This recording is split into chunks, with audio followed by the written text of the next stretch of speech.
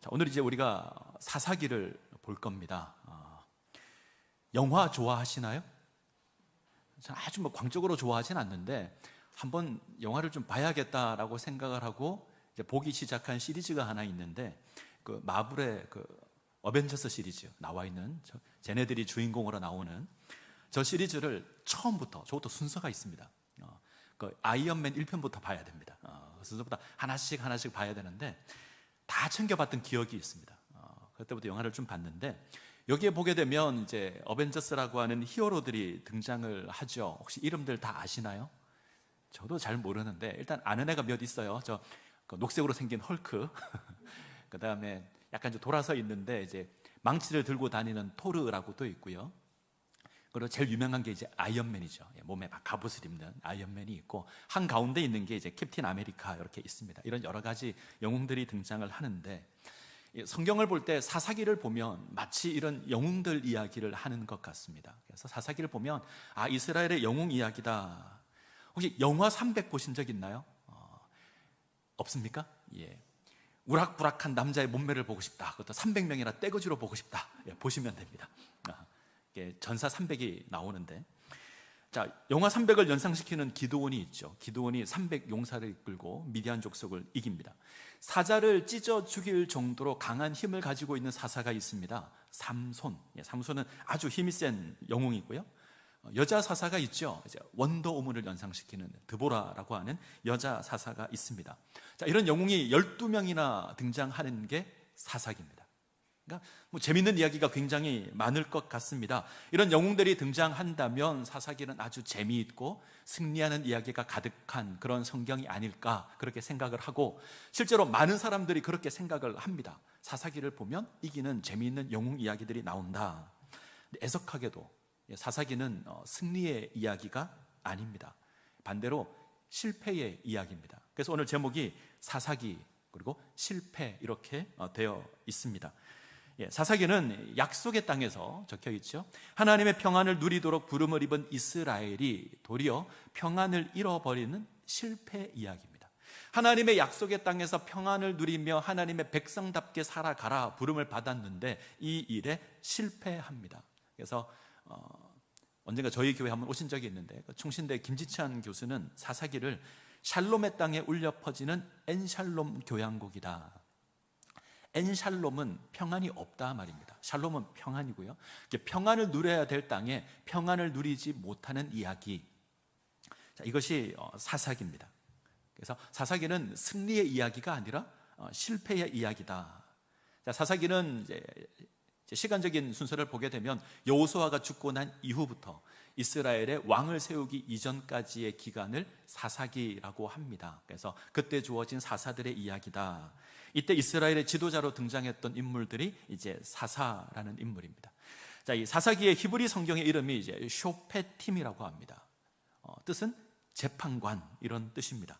근데 이거 참 오해를 일으킬 만한 제목인데, 그래서 재판관, 사사가 재판관이구나. 그래서 이제 다른 성경으로 번역할 때도 이런 의미를 가지고 있는 단어로 번역을 했습니다. 한글 성경도 마찬가지죠. 한글 성경은 이 사사기를 사사의 뜻이 뭐냐면 법령과 형벌을 맡아보던 재판관, 이들을 의미하는 것이 사사인데, 그래서 사사기. 가톨릭 성경을 보거나 공동 번역을 보게 되면 판관, 재판관에서 제자만 뺐죠. 이렇게 판결하는 판관들의 이야기다. 그래서 판관기 이렇게 적어뒀습니다.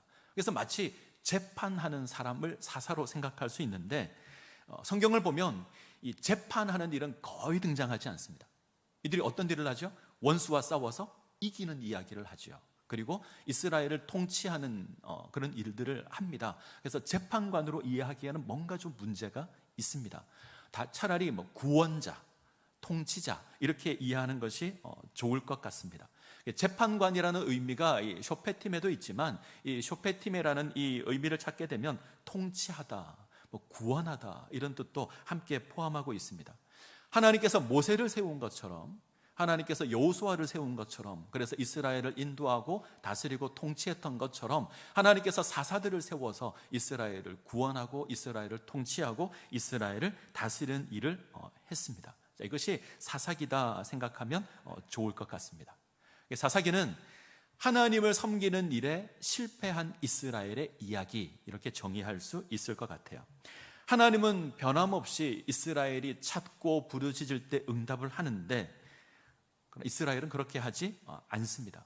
하나님이 사사를 세워서 이스라엘을 구원하시고 사사를 세워서 이스라엘을 다스리게 하지만 이스라엘은 끊임없이 하나님을 거역하고 반역합니다. 그래서 성경에 자기 소견에 옳은 대로 행하여서 점점 더 망해가는 이야기가 사사기입니다.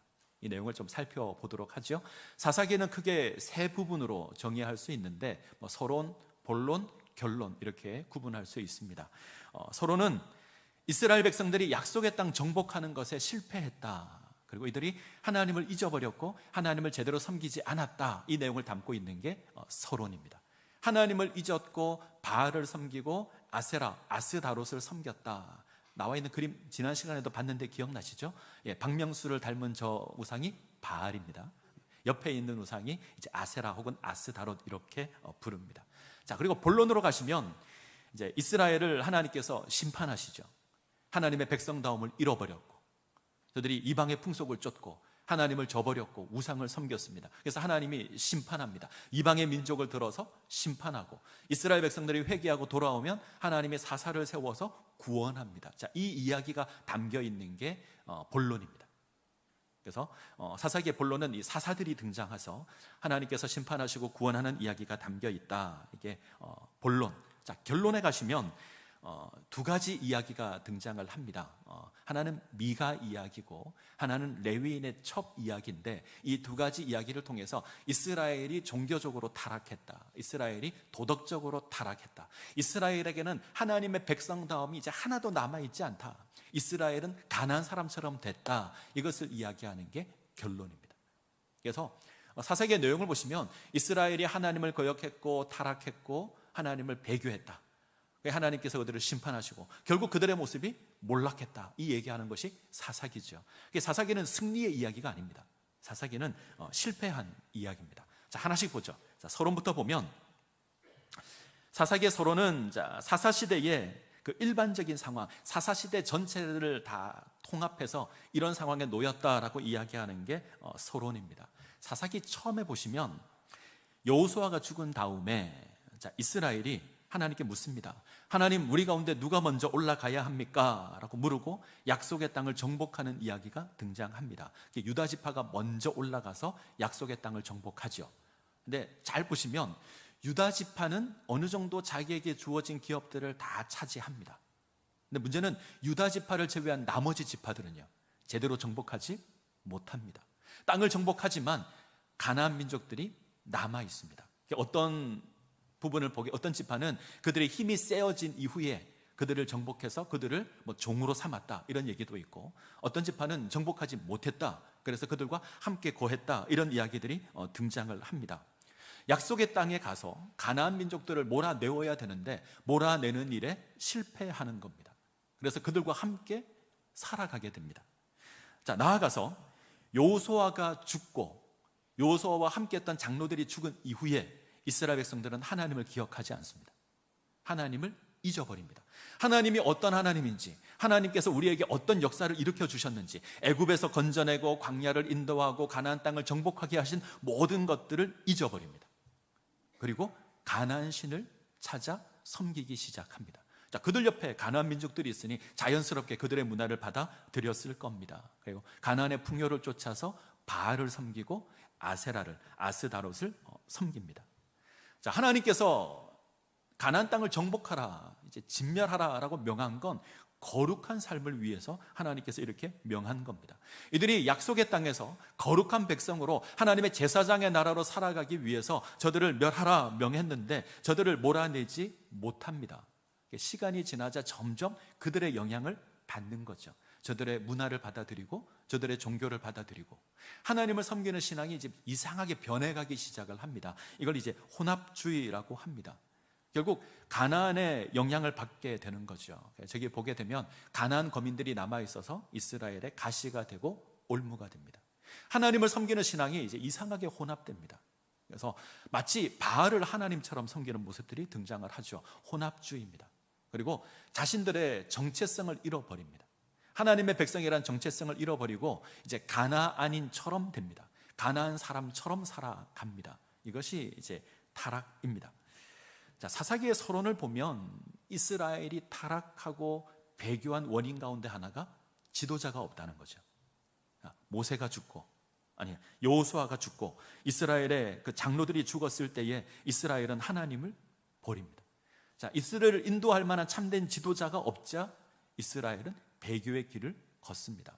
자, 이 사사기의 마지막에 가면 계속 반복되는 표현이 하나 있어요. 그때에 이스라엘의 왕이 없었으므로 이들이 자기 소견에 옳은 대로 행했다. 이 말씀이 계속 반복됩니다. 역시 동일한 의미인 것 같아요. 이들을 인도할 만한 왕이 없었으므로 이들이 하나님을 제대로 섬기지 못했다 이야기를 하죠. 다르게 표현하면 참된 지도자가 있으면, 이들을 세울 만한 지도자가 있으면 우리가 회복될 것이다, 이런 소망도 지니게 만듭니다. 자, 여기까지가 서론이고요. 자, 본론을 한번 볼까요? 사사들의 이야기인데, 자, 결국 이스라엘이 하나님을 잊습니다. 가나안 문화를 이제 받아들이죠. 그래서 더욱더 타락한 모습들이 주어지게 됩니다. 자, 처음에는 얼룩이 묻는 수준이었는데, 가나안 문화가 들어와서 얼룩 묻는 그런 수준이었는데, 나중에는 거의 뭐 얼룩이 다 번져버려서 다 변해버리는 그런 모습으로 타락하게 됩니다. 그래서 하나님께서 이들을 심판하시죠. 심판하실 때는 이방 민족을 들어서 심판하십니다. 대표적인 민족이 뭐 미디안이나 블레셋이나 그리고 모압이나 암몬을 들어서 심판을 하십니다.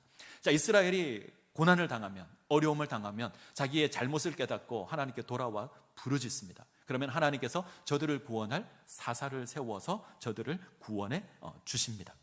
하나님께서 사사를 세워서 하나님께서 이스라엘 참된 구원자가 된다, 이거 보여주는 거죠. 근데 사사기는 이 이야기가, 이 네 가지 이야기가 계속 돕니다. 자, 그 다음 그림을 한번 볼까요?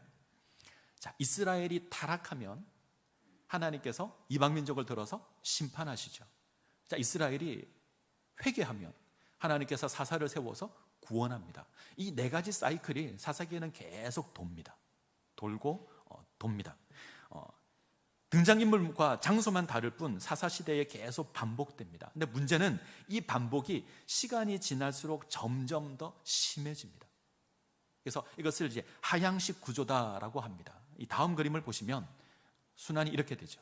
여기서 돌던 게 점점 커지고 점점 더 밑으로 내려갑니다. 이스라엘은 점점 더 크게 하나님을 버리고 타락하고 하나님을 거역합니다. 결국 나중에는 하나님의 백성다움이 도무지 찾아볼 수 없는 지경까지 갑니다. 자, 이 역할을 감당했던 인물들이 이제 사사들인데, 타락한 이스라엘이 하나님께 부르짖으면 하나님께서 이스라엘을 위한 구원자를 세우십니다. 모두 12명의 사사가 등장을 하죠. 자, 12명인데 두 개로 구분됩니다. 옆에 지도는 이 지역에 사사들이 일어났다라고 생각하시면 되고요. 자, 사사는 크게 두 부류로 나옵니다. 대사사, 소사사. 대사사에는 운니엘, 에훗, 드보라, 기드온, 입다, 삼손 이렇게 있고요. 소사사는 삼갈, 둘라, 야일, 입산, 엘론, 압돈 이렇게 있습니다. 구분하는 기준이 뭘까요? 왜 대사사, 소사사 구분을 했을까요? 성경에 이들의 이야기가 잘 기록되어 있으면 대사사입니다.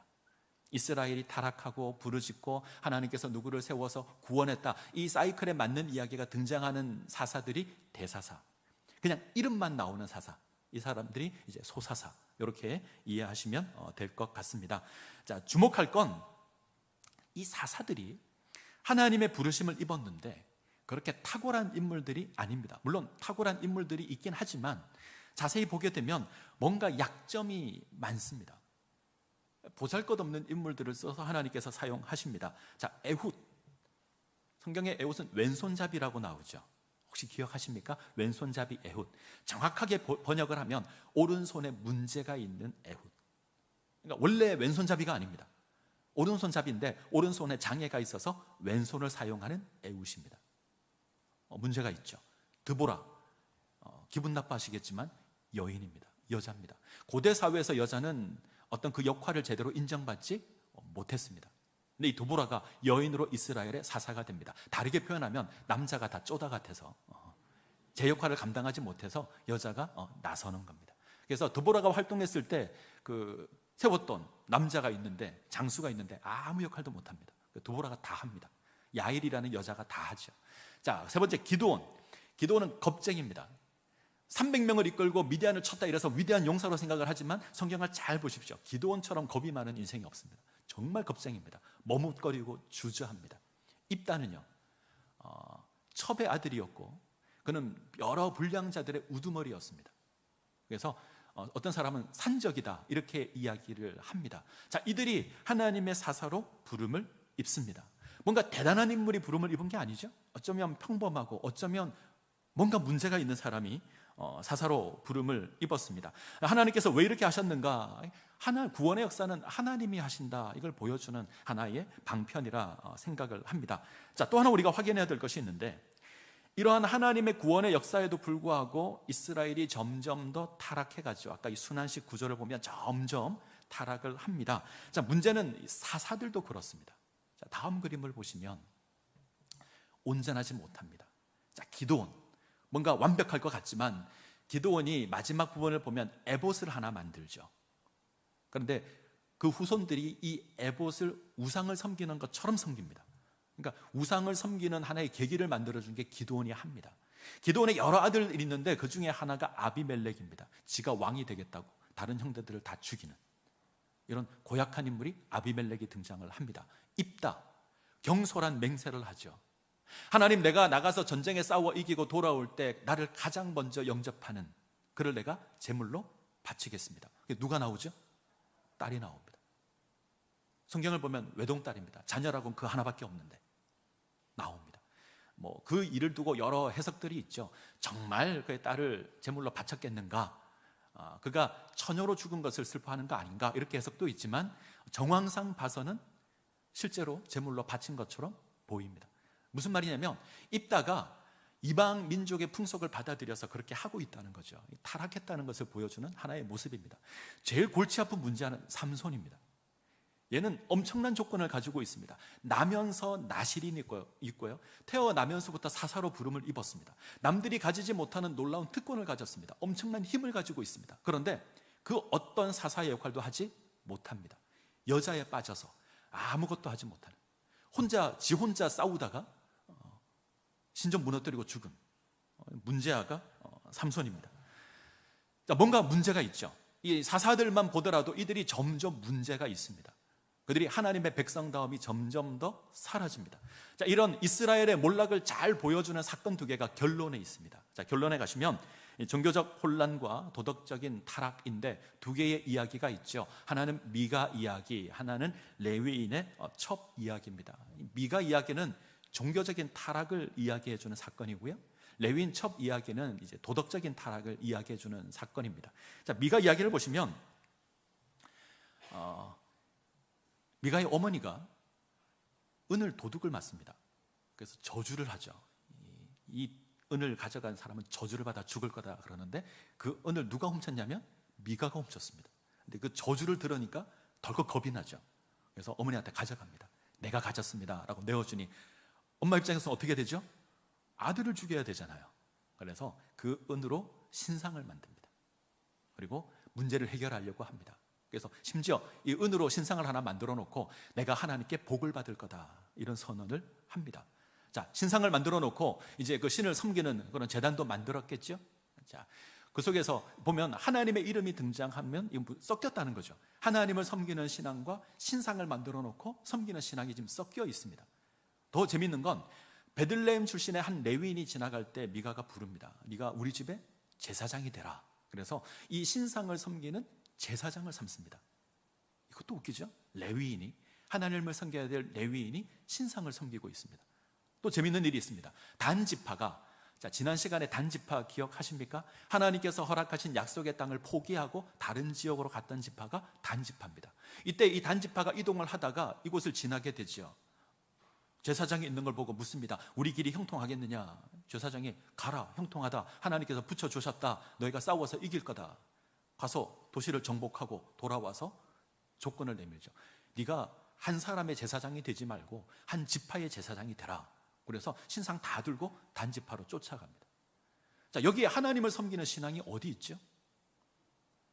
우상을 만들어 놓고 하나님이라고 하고, 우상을 만들어 놓고 레위인이 제사장이 되고, 하나님의 뜻을 어기고 하나님께서 허락하신 땅을 포기하고 다른 지역으로 가는데 그것을 축복하고 있고, 물질의 욕심을 따라서 쫓고 있는, 어디를 봐도 하나님을 섬기는 신앙이 없습니다.